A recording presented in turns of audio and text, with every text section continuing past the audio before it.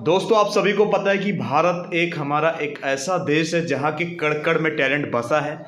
गांव के गलियारों में टैलेंट है। आज हमें एक बहुत ही बेहतरीन टैलेंट मिल गई हैं जो हारमोनियम के साथ में गाती बजाती हैं और अपना जिंदगी इसी के सहारे इनका घर परिवार चल रहा है। सुनोगे तो तब पता चलेगा भाई। हम तो बहुत दिनों पवन सिंह का एक बहुत ही बेहतरीन सुपरहिट सॉन्ग है भगवान बड़ी फुर्सत से तोहरा के बना लो। अगर ये सुना दो आप तो मजा आ जाएगा, याद होगा। ये गाना हमारे जी जाना अच्छा प्रदीप कुमार विश्वकर्मा जी, सुनाइए जी।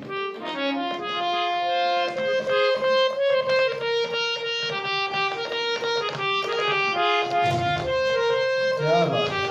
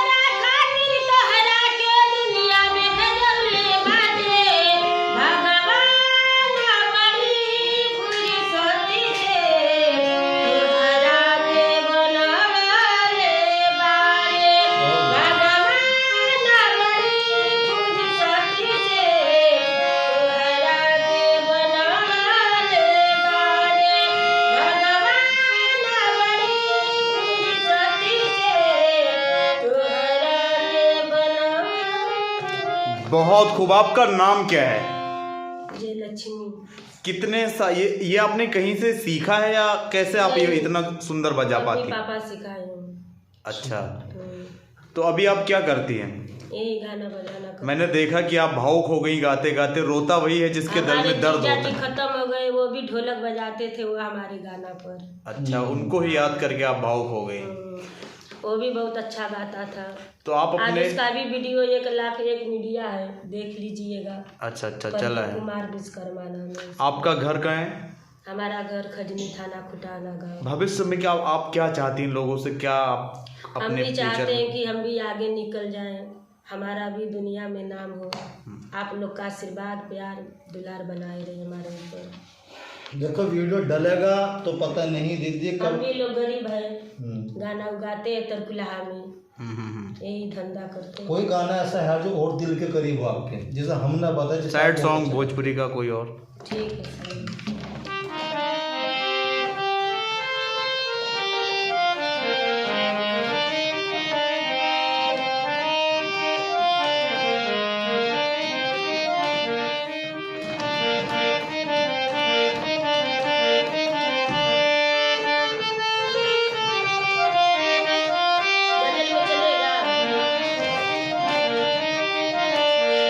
सुनिए मेरी ये चंचल हसीना, सुनिए मेरी ये चंचल हसीना, रूठी करके कहाँ जाइएगा।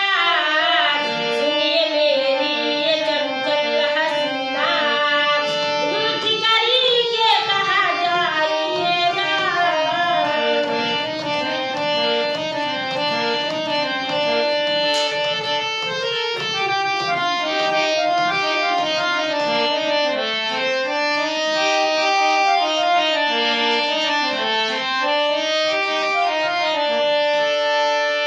सुनिए मेरी ये चंचल हसीना, सुनिए मेरी ये चंचल हसीना, रूठी करके कहाँ जाइएगा।